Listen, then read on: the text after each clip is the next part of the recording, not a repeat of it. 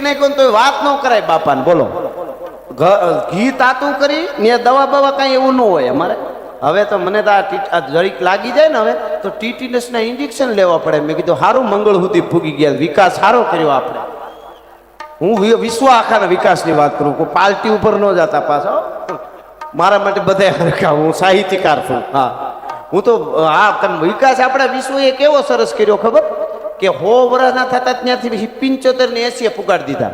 આ વિશ્વ આખાની વાત કરું. બીજું, માથા પડી જાય ને ધડ લડતા હતા એક દિવસ, અને આજે ટીટીનસ નું ધનુરનું ઇન્જેક્શન લેવું પડે જરાક કાંઈક લાગી જાય કે આપણે તો મંગળ સુધી ફૂગી ગયા. લે, બહુ સરસ પ્રગતિ કરી, બહુ આગળ વધી ગયા. મને દીપડાએ વીકી નાખ્યો, ધોધ લોહીના ધોધ જાતા હતા. રૂના પોલ ઓલા રૂ કયું હેમળાનું ઝાડ થાય ગીરમાં, એને ઓલા લાંબા આવે કેરીયું જેવા, એમાંથી કાઢીને એ લગાડી દીધું. પછી ઘીમાં બોળીને એનો પાટો વાળી દેવાનો. પસવાડે જઈને માને એમ કહેતો તો મને મૂઢિયું ગુમડ થયું છે. અને 1 મહિના મટી ગયું તો બીજા મિત્રોએ કીધું કે અમને દીપડે વીખ્યો હતો. નકર બાપા દીપડે વીખ્યો હોય ને પછી બાપા 2 ધોકા મારે. ઈ કે તું દીપડા વાહે જ થયો હોય, મને ખબર હોય, નકર ન વીખે. હવે આને કોઈ દી આપણને વિચાર આવે દવા પીને મરી જવું?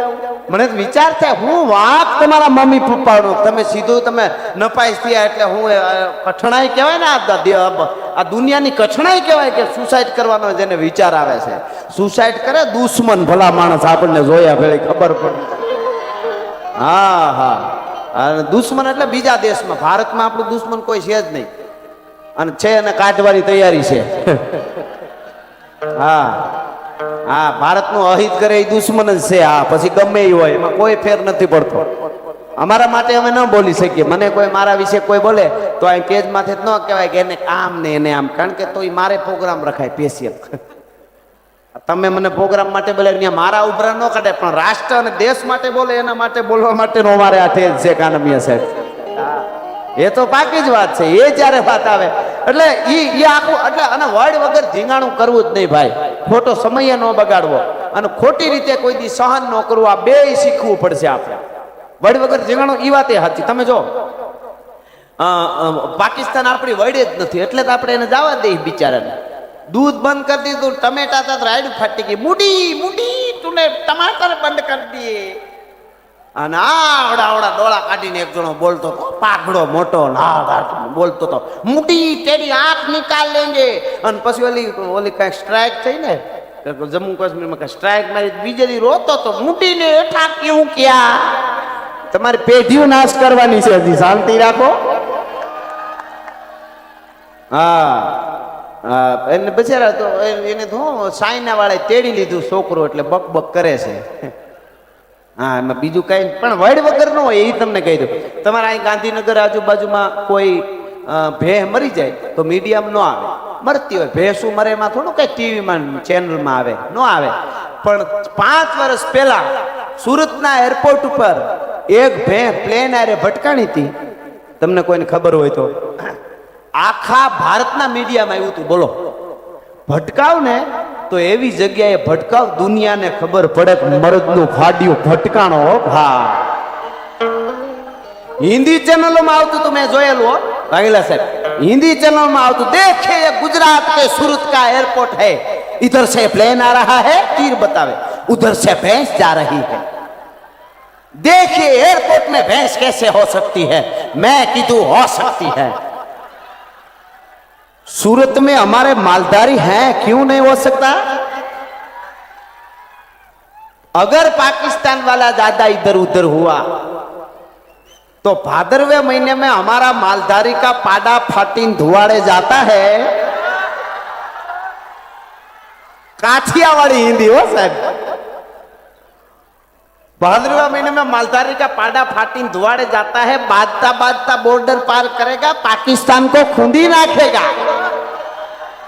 नबड़ी बात करवी ज नहीं साहेब, अनपण वड वगर धींगाणा न होय। हाँ, हावजा डाणसी हाकज्या सांभळे। पण आ मने आ गम्युं। हवे एना उपर हटेगा नहीं, एना उपर एक प्रसंग याद आव्यो छे, कारण के मारू आ भजन छे, तमने जे लागे मारू आ खोराक छे, मने आ वातो करूं त्यारे मने हक थाय ने એટલા યુવાનો સાંભળે છે એનો મને પોરા છે। હમણાં વિજોલમાં મારો પ્રોગ્રામ હતો, એક રાઠોડ રાજપૂત એક યુવાન હતો, એની ઉંમર તો હજી 22-25 વર્ષની હશે। અને પ્રોગ્રામમાં મેં આ વાત હમણાં તમને કરી ને કે દારૂ પીતા હોય તો એને ઉંદર મારવાની પી જવાય ને એનો પરિવાર રોતો હોય તો એ માય કાંગલો આ બધી મેં વાત કરેલી. એટલે આડો ફેર્યો મને ગાડીમાં હું નીકળ્યો ત્યારે મને કે કવિરાજ મારો અહીં જરીક કામ છે ને આગળ બંગલો છે મારો એમ કરીને રોવા જ પડ્યો. મેં કીધું પણ શું થયું? એ કે કાંઈ નહીં તમે ખાલી ગાડી પાછળ પાછળ આવવા દો મારે ઘરે આવો તો સારું. મેં કીધું અત્યારે 2 વાગે ન હોય પણ શું છે એ કયો. એટલે બંગલાની સામે ગાડી ઊભી રાખ. આ રિયલ વાત કરું છું. કાંઈ મારે આ સરસ્વતીનું સ્ટેજ છે. મને કે આ બંગલો જો સામો રહ્યો એ મારો બંગલો. હું એક જ ભાઈ છું, રાજપૂતનો દીકરો છું, રાઠોડ અટક નામ હું ભૂલી ગયો. અત્યારે તમે જે વાત કરી એમ મારી માં રોતી છે ઘેરે બેઠી છે. એને ખબર છે હું જીવતો આવું ન આવું. મારા જે કામ ખરાબ આવતા હોય બધા કરું છું. દારૂ પીધેલો છું અત્યારે સેટો ઉભીને વાત કરતો હતો. પણ એક તમને કહું છું તમારી વાત સાંભળ્યા પછી હવે જિંદગીમાં ખરાબ કામ કે દારૂને હાથ અડાડું તો રાજપૂતાણીના પેટનો નહીં. આ પ્રતિજ્ઞા કરું છું ભલા માણસ. આવું એકાદું ક્યારેક ક્યારેક થતું રહીએ ને કાયમ એકાદું બે તોય અમારું જે જમા પાછું કયો જે કયો એ અમને મળી ગયું. એટલે એવો એક પ્રસંગ આપણને કહું જે ઝુકેગા નહીં સાલા પુષ્પા. હવે આ શબ્દનો ઉપયોગ વ્યસનમાં ન ઝૂકવું, પરીક્ષામાં પાછું ન હટવું, આળસ ન કરવું એ અહીંયા ઝૂકવામાં ઉપયોગ કરજો. ઘણા તો હું કે ખબર હું કોઈના બાપને સહન નથી કરતો. હું મારા બાપને ગમે એ કહી દઉં તો તારા બાપના પેટનો જ નથી. કેવાના ઠેકાણા હોય ને ભાઈ. બાપને ગમે એ કહી દઉં એટલે શું ભાઈ? તું ભલે ને ગમે એવડો ભણેલો હોય, ગમે ત્યાં ફૂગી ગયો હોય, તું તાર માને ગમે એ કહી દેતો હોય, બાપને કહી દો હોય તો અને પાછો બાપને માને ગમે એ કહી દે એ બહાર કહીએ ન હગ્યો. મેં કીધું ને આ તો જેને ધોકા ખાધા હોય ને એ જ ખબર હોય. અમારે હજી ન નીકળાય બોલો. એટલે એ થોડુંક વધારે લાગશે, મારે નથી કઈ કરવું. પણ પરિવાર સાથે નીકળાતા નથી બોલો. આમ તો અમને તોય વાલા લાગે છે, એની મજા છે. આમ તો ડોશીમાં ને હવે સમજવું. ડોશીમાં શું કે 2 દીકરો બહુ 2 માણસ ફરવા નીકળે ને ગાડીમાં તો ડોશી મોઢા પકડે કે અમે આમ કોઈ દી ન નીકળે. હવે તમે ન નીકળે તો અમે શું કરીએ? એમાં